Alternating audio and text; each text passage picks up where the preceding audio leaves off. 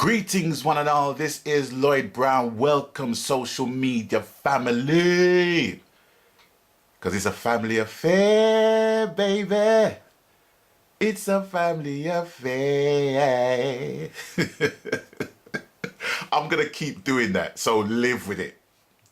Now, I need to let you guys know something real quick. You see, the reason why I'm doing these videos is not about me. It's not about me. You know, it's not about me. It's about, well, it's about me to a point, but it's about what's in here with me and what's in here with me and the things that I like and love and respect and the things I don't like or maybe irritated or pissed off by within my craft, industry, business of music. That is why I'm doing these videos. So as much as I might make a video about what I don't do or what I don't like, there are videos that I make of what I do like and who I like. But I don't really want it to make it too personal. But as my brethren Delroy Murray once said to me, you must wish success well. And that is the truth. So I want to set the balance somewhat. I made a video in relation to my absolute adoration and love and respect for Fiona. So now I feel I have to counterbalance that with a male artist who I absolutely rate so highly. It embarrasses him. You know what I mean? I gush over his talent that he feels embarrassed. Real embarrassed by it. But me no business. I'm going to embarrass you again, bless. Now, I want to kind of keep it in the theme of debut albums because I've just produced a debut album with my good sister Lynn, and I want to keep that thread going in letting you know of debut albums in British reggae history that to me influenced me a lot in terms of vocalists, right? Now I have to say that there's five albums, 5 debut albums that are the most standout, seminal, iconic albums for me where British reggae music is concerned. Now, if I miss you guys out, it's no disrespect, but I'm talking about albums that influence me from the time they were released, you know, until now. But all other debut albums that has been out that I like and respect, I still like and respect them. I don't have them anywhere less, but these are standout albums for me within my life and my career.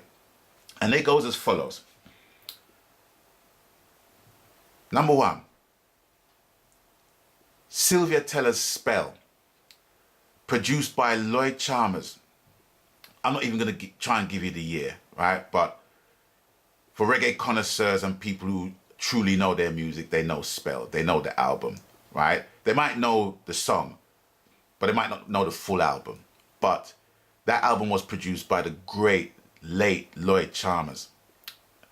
And he was like a harmonies producer. He was a vocal arranger producer. You know, one of the finest out there. That album was the next album. Of course, Louisa Marks, Marks Woman. Do I need to say anything else? If you mention Lovers Rock and you don't mention that album, you don't know where I talk about. Next up, kind of moving forward chronologically. Peter Honey Vibes Oningale in this time. Tremendous album. Tremendous album. Yeah, Wizard, Fluted. Those guys, along with Peter, Street Vibes Production produced.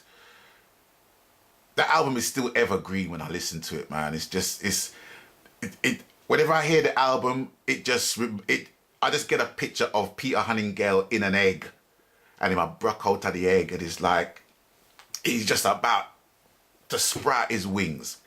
That's what evokes mentally in my mind when I hear that album in this time. And another album, which is called The Album, and it's by none other than Don Campbell. Now, you got to understand what professional jealousy is. Don't get professional jealousy mixed up with bad mind. Those two don't mix. But I have to say, when Don Campbell released the album called The Album, that was winning awards left, right and center. That was getting airplay like no other album I've ever heard before or since. Produced by Rough Cut. Even when you mention the name Rough Cut, it's like you can hear the sound. You can just hear the sound. You can hear the sound at Rough Cut. You know, Rough Cut was a brand that the brand identification was just orally there when you mention them. You know, I'm sure I'm not the only person that will tell you that. Rough Cut literally evokes a rough cut of a tune that just sits well. Bubblers, Fish Brown, Tony Phillips. Need I say more? Tremendous album and worth every accolade that album got. Which leaves one more album. And this pertains to the artist I'm going to talk about. You see this brother here? This brother comes under the topic of professional jealousy again. Whenever I hear a song or an album by an artist, you know, I'll give you one other song, for example. If I Give My Heart to You, John McLean. I remember when I heard that song for the first time and I just thought to myself, I wish I wrote something like that. Oh my God, I wish I wrote something like that. That was one of the most well-written Lovers Rock songs I heard in a long time. But when this brother came on the scene, he just took the songwriting manual and just wiped the floor with it. Absolutely. He's one of the few artists that actually got to work with Beres Hammond in a recording capacity. And one of the tracks is featured on his album. Now, I'm not even going to go into this. I ain't going to try and Google stuff. You know what I mean? Because I don't have the dates or the year to hand. I'll leave that to you to find out. But the artist I'm going to talk about today, who I truly rate as one of the premier singer-songwriters that the UK has produced, is none other than Don Ricardo. Now, when you hear that name, this is probably the first tune that's going to pop up in your head.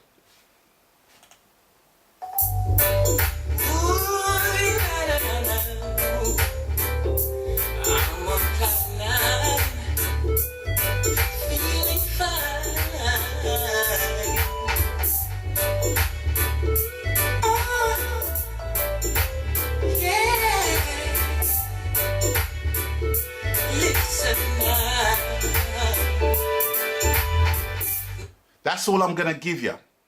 Now, I've got a side note to a newcomer in the thing. And it's of no disrespect when I say this. And I'm reaching out to a Mr. JJ Born to Sing, because I can tell that that's an influence simply based upon the song that he wrote covering that same subject. Don Ricardo's She's Having My Baby. JJ wrote a similar song to that. But when you go back to this song, it just covered the entire subject. It's like there's no other notes you need to basically, there's no other side notes you need to put in that to cover it. Don had it basically covered. Absolutely. And that was my first introduction to him when I heard She's Having My Baby. And I thought, yeah, now that's an artist who's got a bright future. Then he came out with this.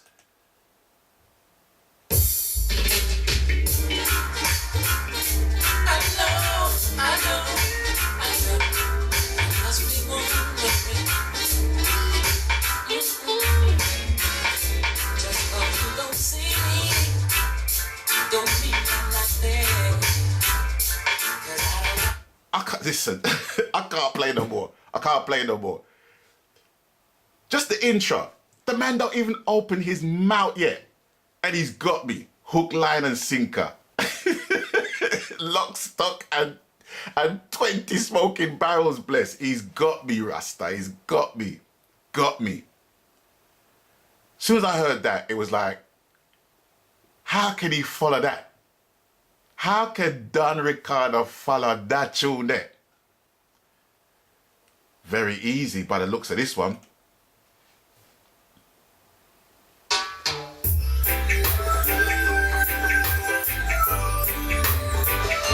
Just a little sentiment.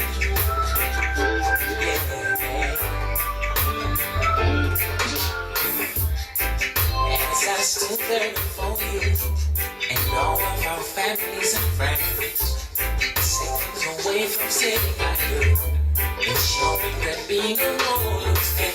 Stop. I'm not even gonna play. You know what? I'm gonna play one more. When I heard that, it was just all over for me. It was like, yeah, this dude here, bright future ahead of him. And he was around the same time when I was signed to Jetstar. He recorded this album for Jetstar, Introducing. And I had to work with him. I just simply had to work with him. This dude here, hold on there. This brother showed me in like 4 songs the capability of his boundless talent in songwriting. And when I finally met him for the first time, it was like I was, oh, my belly's rumbling, excuse me. Oh dear, sorry about that. When I met him for the first time, I felt starstruck. I honestly felt starstruck when I met the brother, because the same way him sing is the same way he talks, and his manner is just steady. And if you notice with Beres, he's steady. He's very steady in his manner. You know what I mean? And Don was basically like the prince to King Beres. You get what I'm saying? And I had a bout of professional jealousy when I got to find out that he recorded, when he recorded this song at Harmony House, which is Beres' studio, this tune here.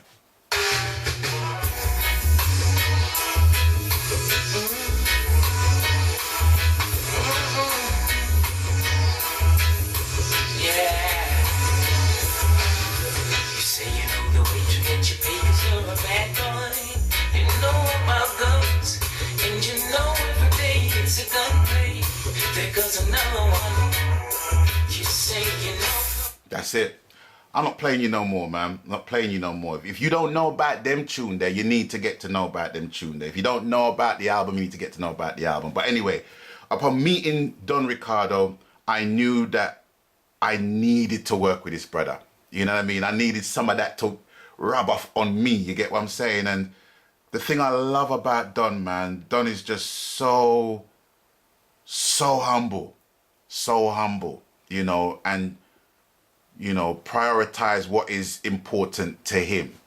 And if, you know, whatever it is that's important to him is important to him. He's not in, you know, he's not in the spotlight. He's not cliquey. He's not, you know, he's not in your face. You know what I'm saying? And love that about the brother.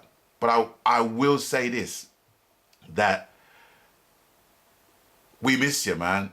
We miss you. We miss you. I miss you, Don. I miss you a whole heap, bless. You know, your introducing album is on heavy rotation in the family household. Remember when you met Courtney, my son, when he was a little youth, at the stage door at the Hackney Empire? That experience has not left him. It's not left him. He knows your album word for word. Every single track, he knows every one, word for word. He has that in his phone. His mum has that in her phone. So I'm just kind of going in a roundabout way in just celebrating your talent, bless. It's an awesome talent you have, you know, and it is missing. And I'm calling you out, Don. I'm calling you out, bless, you know. Not in a negative way, but I'm just calling you out in the utmost positive, respectful, sincere way, bless, in letting you know how much you're loved, how much your talent is loved, your songwriting, you as a person, you know what I mean, is loved by all of your friends and colleagues. And I can safely say I would speak for a lot of them that hasn't seen you in letting you know that we miss you, man. We miss you a whole heap. And we look forward to hearing something from you. Who knows, maybe you can do a little collaboration with the eye. But anyway, it's kind of split up my my flow because I had to kind of do 2 cuts. So I'm just going to leave it at that for now.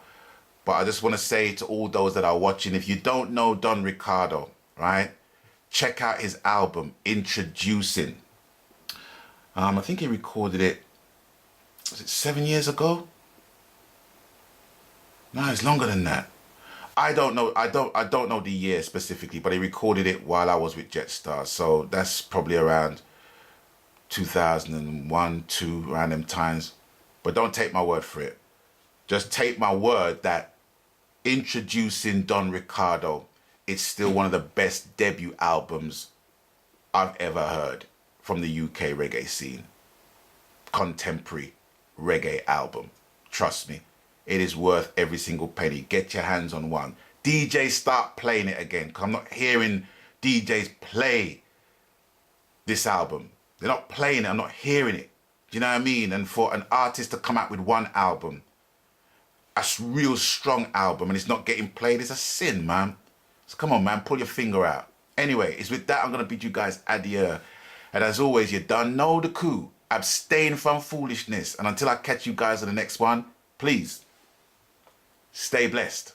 Magan.